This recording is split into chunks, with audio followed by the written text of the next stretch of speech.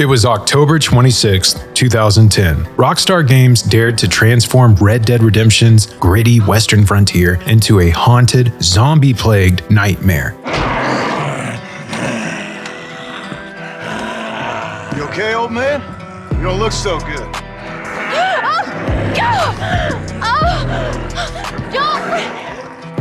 What is going on? What the hell is wrong with you? Let's go.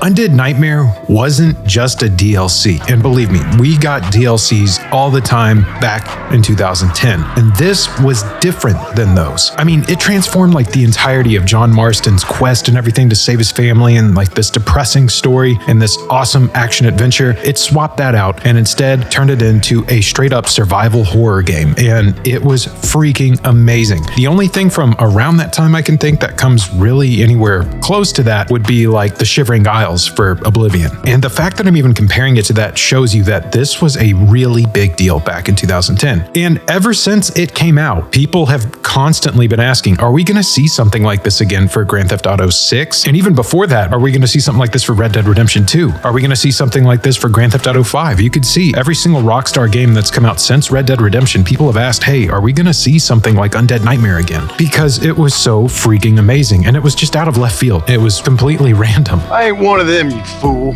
Well, how do I know? They can't speak.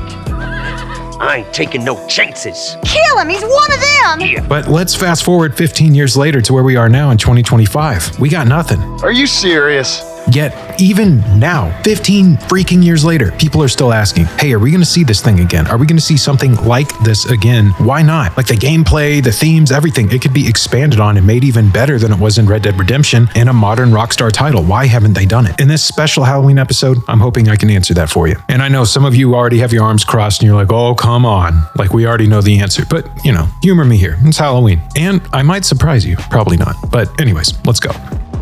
So let's look at like hints and leaks and speculation, all that fun stuff, because really that's all we have to go off of. Otherwise, this would be like #1 on gaming headlines right now. So despite all of our hope, Rockstar has not made an official announcement about any sort of new horror-themed single-player expansion for Red Dead Redemption 2 or GTA 6. I just need to be straight up and just say that, obviously. Back in December of 2023, there were a bunch of rumors after portions of Grand Theft Auto 5 source code had leaked though. And before I went kind of down the rabbit hole looking at this, I had never heard of this, and it was pretty freaking cool to find out about. So what am I talking about? Well, according to some gaming outlets like Sportskeeda and Liberty City, Rockstar had planned and later canceled 8 single-player DLC packs. One of those was a zombie-themed expansion called Norman. At least that was the working title. And again, this was for Grand Theft Auto 5. I did not know they were working on 8 freaking single-player DLCs, or that was planned, and we got nada. Anyways, leaked data showed that there was going to be survival mechanics, fuel, ammo, medicines, food, safe houses even, like 10 of them. And this was all going to be split between Michael, Trevor, and Franklin. Now, I'm not a huge Grand Theft Auto 5 fan, and if you follow me on this channel, you know that, but like, oh my gosh, that would have given me all the reason in the world to play Grand Theft Auto 5. That sounds so freaking cool. How did we not get that? Ah, bummer. Wait, I know why.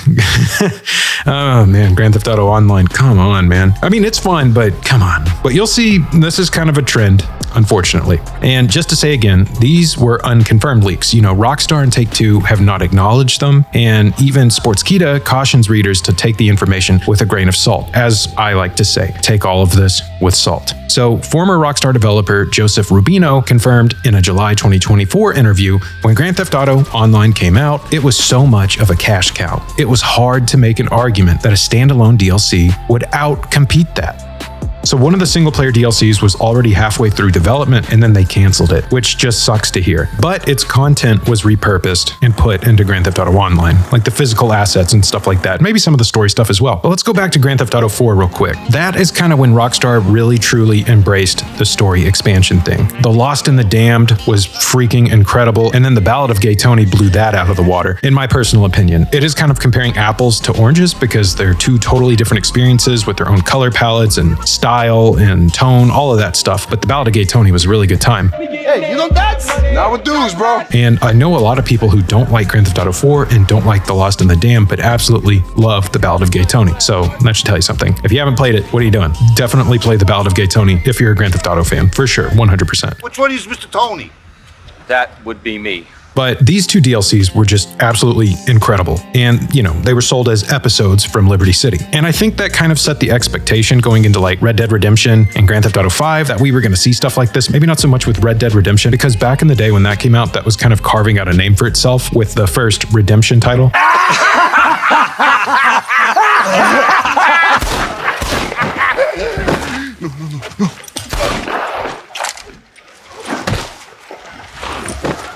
Anyways, I digress. Take-Two CEO Ben Feder, whatever, stated in 2009, episodes from Liberty City seems to have been most appealing to those who have finished Grand Theft Auto 4, which is a smaller market than initially expected. Dun dun dun. So despite The Lost in the Dam selling 1 million Xbox Live units and discs nearing almost 1 million sales too, that was the general outlook, which sucks. It's like, how many millions of copies are you trying to sell here? But then you look at the figures they sell on their single-player games and it makes sense. And I know when I'm talking about the single player DLC, I said not so much for Red Dead Redemption, and we didn't really have high hopes for it and stuff like that. And that's what made the Undead Nightmare just a total freaking out of nowhere release. It was one of those releases you just had to have been there for because it wasn't expected at all. After months away, John Marston has returned to his loved ones while trying to rebuild his ranch and win back the trust of his family. And it was just pow, and then loaded with content. I mean, it was a full alternate timeline campaign. It was roughly 6 hours long. And I mean, there's single player campaigns that aren't that long. It had new missions, cutscenes, voice acting, and you could access it via different saves. And that was just nice. It was a nice, tidy, polished package, and it was a blast. So Undead Nightmare, the retail disc of it actually sold 2 million units by August of 2011. I don't have any digital download figures here written down, but 2 million is a lot. And I imagine that the digital download was a lot more. And I believe that's how I actually got it back in the day.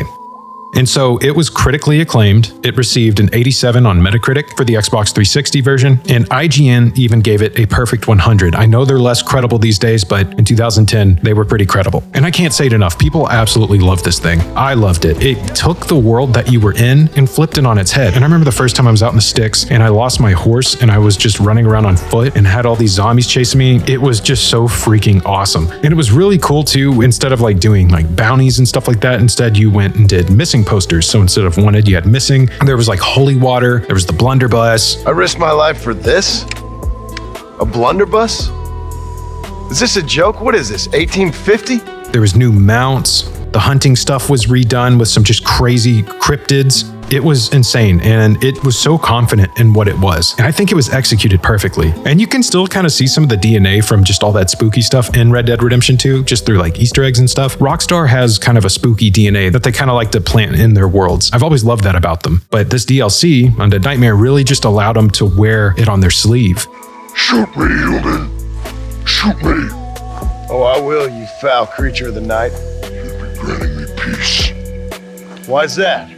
Keep you from eating more babies? What in the name of all the traits are you talking about, human? And since then, fans have gotten fed up with not having it. And so there's been like fan petitions calling for a new story DLC. There's one from May of 2023. It had almost 9,000 signatures. And while you might say that's not a lot, I mean, that's 9,000 freaking people. And that's just one of those fan petitions. There's a lot of them floating around. Modders couldn't take it anymore though, so they did create Undead Nightmare 2. And it had zombies, plague storylines, and stuff like that. And it added all of that to Red Dead Redemption 2's world to fill the void left by Rockstar. Now, I haven't personally played it yet, so I can't tell you how good or bad it is or whatever. But if you didn't know about it, it is worth checking out and looking into if you want your Undead Nightmare itch scratched. Especially now, tonight, today's Halloween. And I think it's funny too, we had this like rugged spaghetti western game, and then it was reimagined with like flaming horses and zombies and mythic beasts and all this stuff. And people just ate it up and cannot get enough of it. But when you think about it, it's kind of the perfect mashup. They could have done like a Cowboys versus Aliens kind of thing. Glad they didn't. I think this was the way to go. And so since 2010, and with all of the fans constantly begging them, like, hey, please give us another one of these, Rockstar has kind of tried to oblige their fans, just not in the way that they would hope for.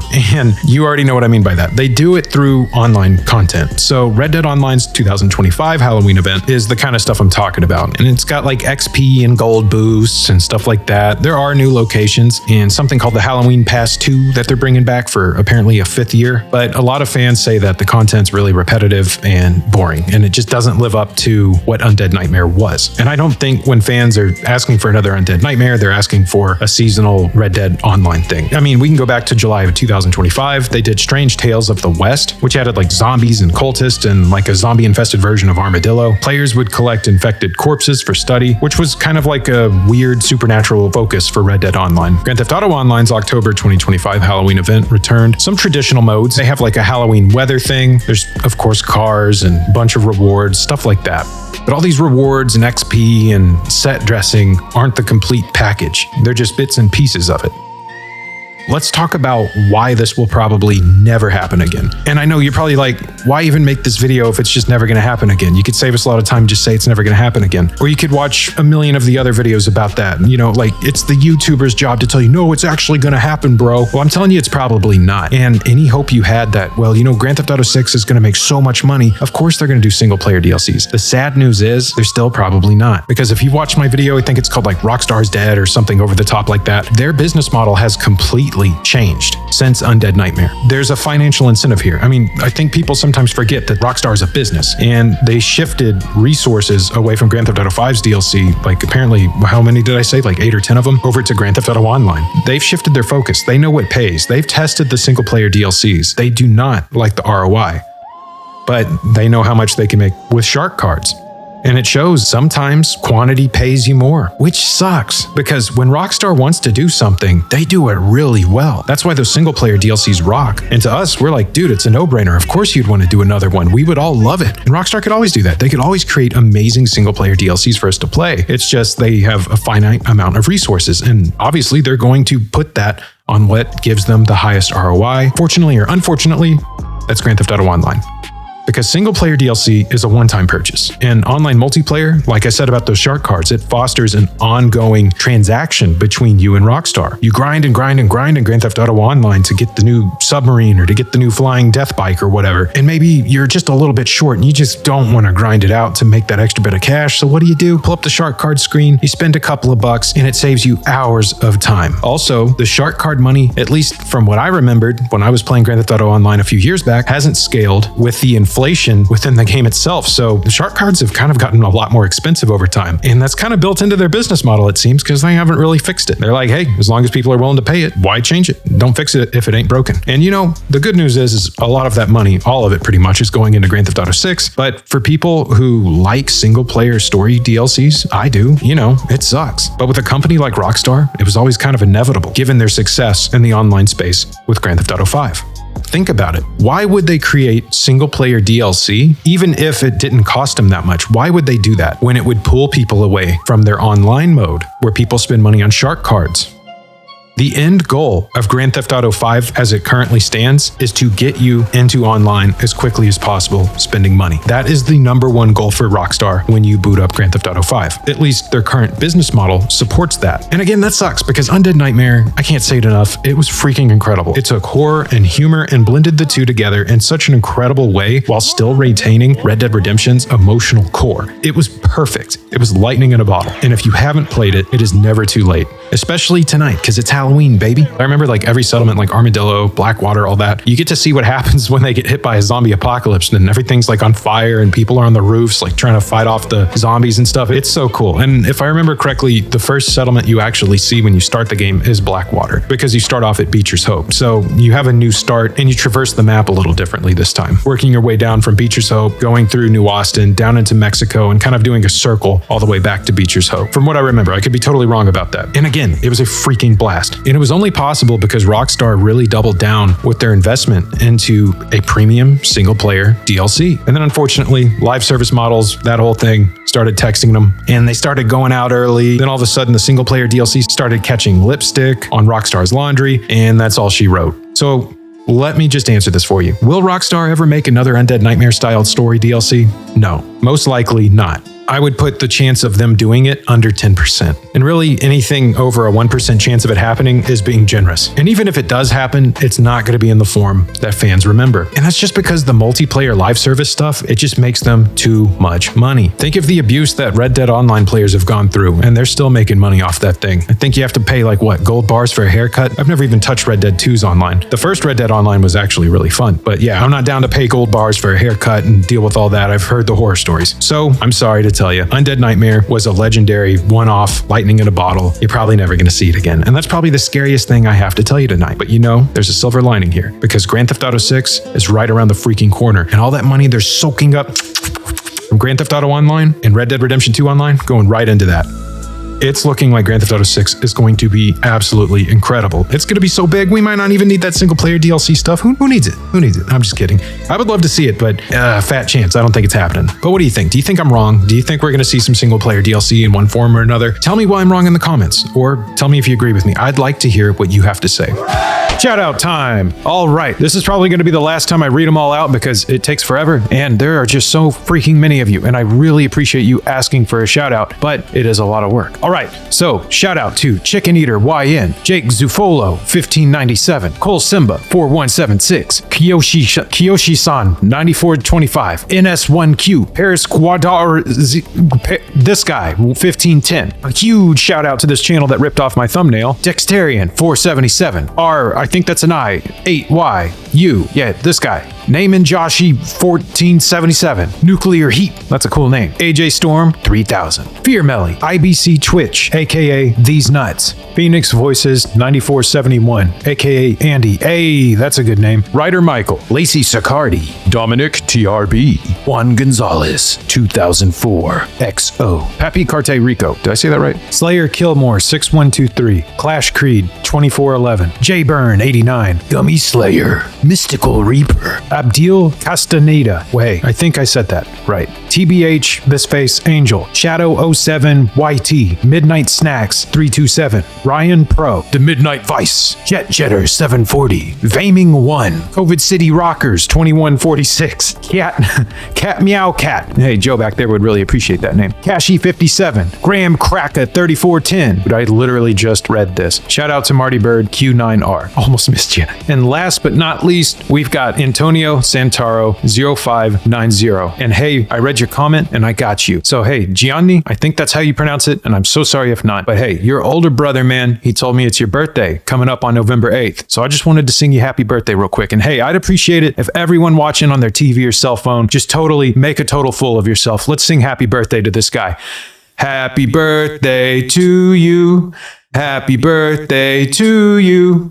Happy birthday, dear Gianni. Happy birthday to you. All right, man. Happy birthday. That comes from your older brother. That means he must love you very much. So happy birthday, homie. I hope it's a good one. I have no idea how old you're turning, but enjoy it. If you celebrate Halloween, guys, I just want to wish you a happy Halloween. Eat lots of candy or pass out lots of candy. Whatever you do, just have a good one and be safe out there. Check your candy before you eat it. But all right, guys, that's it from me. I'll let you get back to doing whatever you're doing. Have a great rest of your day, night, week, year, whatever. Just stay safe out there tonight. Peace.